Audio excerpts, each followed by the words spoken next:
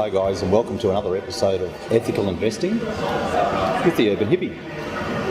In this episode we're going to have a chat about leveraging on property.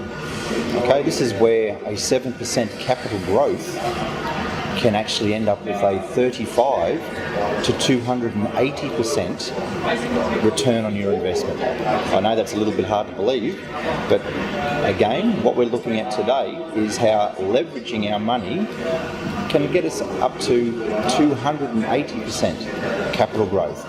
So we're going to have a look at some slides later on during this one as well, but we'll have a look at the numbers on this. Now, none of the numbers that I use in my episodes are arbitrary. We look at $400,000 properties. Typically, the reason we have a look at that $400,000 is because we want to be buying in the capital cities of Australia below the land tax threshold. Okay, land tax threshold means it's easier to tenant because we're targeting a lower socioeconomic group, and we're targeting the rental bulk or the working or blue collar class of Australia, and which is typically the type of area or part of our socioeconomic area that is geared towards housing commission and just above those areas, Department of Housing. Okay, so they're the lower rental areas and easier to tenant. They're the high tenanted and very, very low vacancy. So to have a look at the yield, the reason that I look at a $400,000 property, and look today, a $400,000 property in Sydney is a unit, in Melbourne it's a townhouse, and in Brisbane it's a house. In fact, we can actually buy new homes for $400,000 in Brisbane, and obviously we prefer houses because they have a higher land content. And it's all about land content.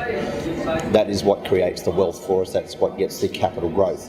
And as I said in a previous episode, the capital growth we really want to be targeting is around that 7% or higher.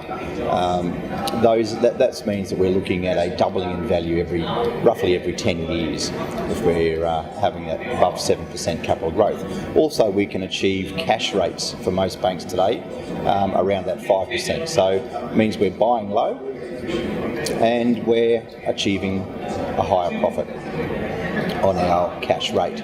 So if we have a look at leverage on a $400,000 property at a 7% capital growth, you're looking at an annual return of $28,000. Now, we would consider that unrealised profit. In other words, we can't take it out and spend it. So we know that the property is valued at now $428,000. However, as I said, it's unrealised profit because we don't have a mechanism for spending it at this stage.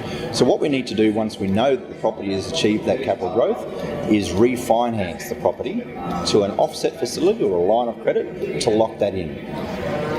And by doing that, we now have that converted to or accessible through something like a Visa debit card, and we can go to any ATM and start pulling that money out and do one of three things with it. Either go out there and use it to purchase more property, or use the funds to cover our position or fund costs as a buffer, or indeed we could even use it, which is our eventual aim, to fund lifestyle. Okay, so a $400,000 property with a 7% annual growth gives us a capital of $28,000, and if we refinance that, and in today's market you could do that on a 90% LVR or loan value ratio, that would give us access to $26,500.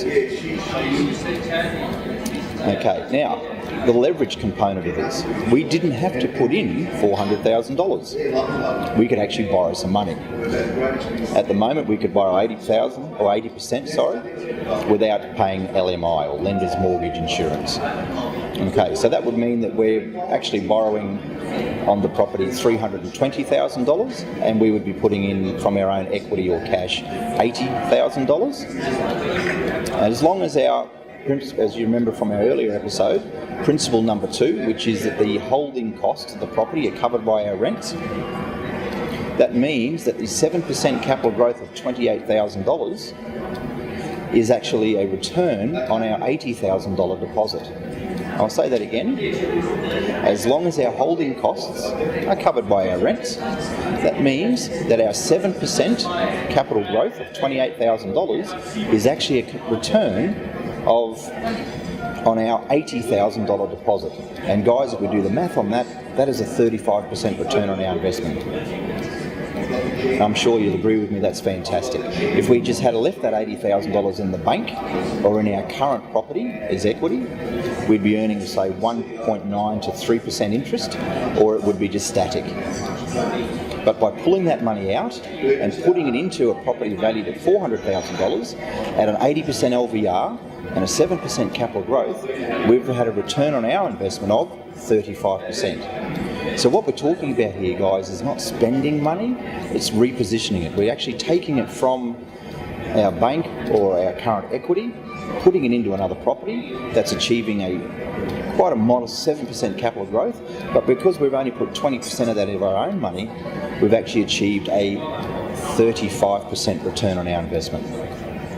In the next episode, we're going to have a talk about LMI, how to use that as leverage, take advantage of it, and get a 70% return on our investment.